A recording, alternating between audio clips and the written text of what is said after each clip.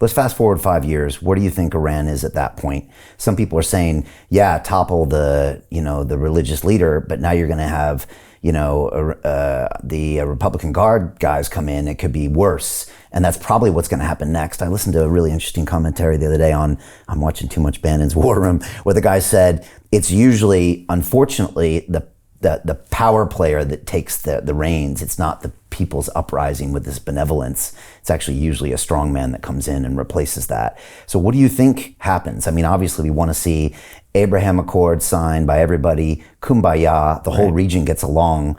I mean, I think a lot of people want that. We see signs of that already in the region, but what do you think is going to happen? It's hard to make those predictions for sure. The next few months and years are going to kind of define what happens next. I don't think we're any closer to the Abraham Accords between Saudi Arabia and Israel. Really? Saudi Arabia is probably very happy that Iran's been knocked back, but people forget that Iran is also the breadbasket to the Middle East. So the Middle East needs the Hormuz Strait to get their oil out, and Iran controls 50% of that. Almost all of your fresh food all across the Middle East comes from Iran. So Iran can quickly put a vice grip on all of America's closest allies in the Middle East and just funnel all of their energy and food up to Russia and China, right? They can easily switch and bring great pain across the Middle East. If they did that, because of Israel and US actions, that's going to put a serious damper in the Middle East supporting Israel through the Abraham Accords. But we have yet to decide exactly how Iran's going to move next. Investment Club. Today, I consider it the best investment that I've ever made. We get 4 projects presented a week by their associated CEOs. Personally, I'm completely blown away by the quality of these projects, and I know of nowhere else where I would be given this same opportunity. Each week that passes, I feel more appreciative of the fact that I'm a member of this group. The vibe was just tremendous. Everybody's on the same wavelength. We just clicked. Everybody listened to each other, enjoyed their company. It was just magical. Take action. Don't take my word for it. Due diligence you need to do. And I really hope that someday down the road I see you in the club. It far exceeded expectations, without question.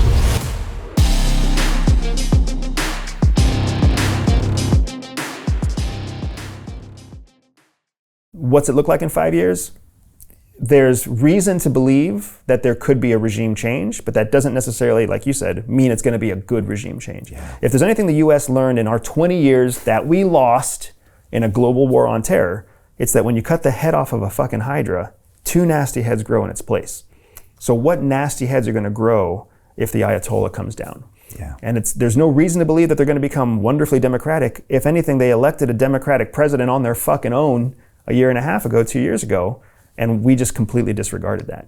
So there, internally, you can understand how the Iranian people, not the Iranian regime, but the Iranian people are going to start seeing for themselves a narrative that they believe is that the West is trying to oppress us. Russia went from being a paper tiger to being a strong and flourishing economy. Not a stable economy, but a flourishing wartime economy. And now everything we did to try to make Putin look bad has worked against us. So why would we believe that everything we do to try to make the Ayatollah look bad is somehow going to work against us too? Plus they have their own media, the internet shuts down, they got their state-sponsored stuff, and they've been brainwashed for a long time. It's hard to undo that, and that hatred for America has been taught since they're little kids. It's hard to undo that, isn't it? And not only that, but it's beyond. Hatred for America used to be very easy, and I would argue as an American who's traveled the world, there are no friends to the United States. The United States has people who are conveniently friends with us, but as soon as we're not convenient to them, they're going to move on and be conveniently friends with somebody else. And that's just survival instinct. That's just human nature. But on top of that, the question is, it's bigger than America. It's become the question of democracy, right? Democracies are being on shaky ground all through Europe, through the United States, through the Five Eyes, right? People can't seem to agree. They can't seem to come to negotiating tables. So all these authoritarian or strongman regimes, the people within those strongman regimes are watching as strongmen take over democracies, right? Trump is just a strongman. He has more authoritarian techniques than he does political democratic techniques. But the same thing is true, in Portugal. The same thing is true in France and Germany right now. The same thing is true in some of the biggest democracies. South Korea has a president that's being reviewed for impeachment. The Philippines has a vice president who's trying to go through a legal process to become president instead of go to jail. I mean, come on, Netanyahu is on charges for corruption. You've got the most talked about democracies of the world are failing. Not failing critically, but failing enough that the rest of the world has to be asking themselves, like, is democracy really what it is trumped up to be?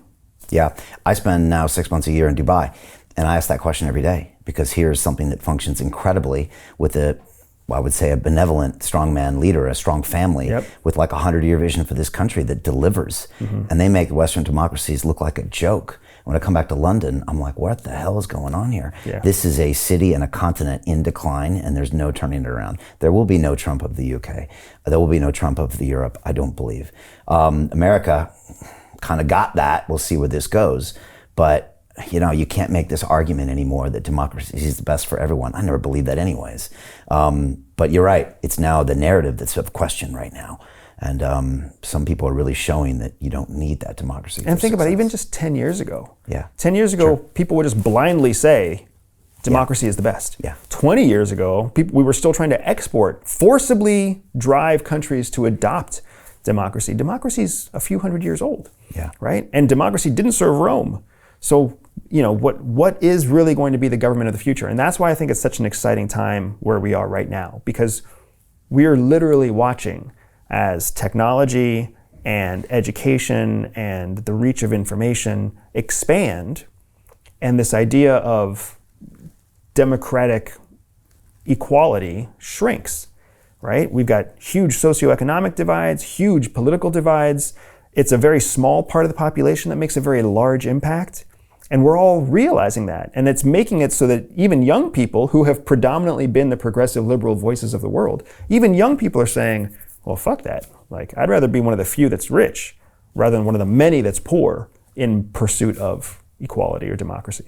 And that's going to get even more polarized with artificial intelligence, I believe. Absolutely. The people at the top are going to use that to get even more power and wealth, and the people at the bottom are going to get less and less opportunities. People who adopt AI are going to use it for innovation and opportunity. People who delay the adoption of AI are going to be left behind. And then you've got the people who are going to try to adopt AI partially for reasons that somebody else has come up with, and they're going to never break out of a certain level of wealth or capability. Hey, I know investing in crypto is scary.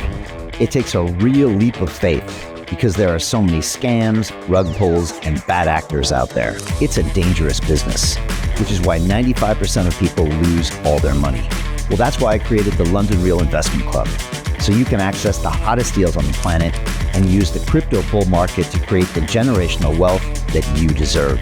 Join my team of over 100 people from around the world that are making millions of dollars behind the scenes investing in blockchain, AI, Web3 games, DeFi, Bitcoin, and more. Don't miss out. Click the link below to book a call with one of my team now. But hurry, this bull market will end soon. I know investing crypto can be scary. That's why you gotta join the investment club. Pull the trigger. Let's do this.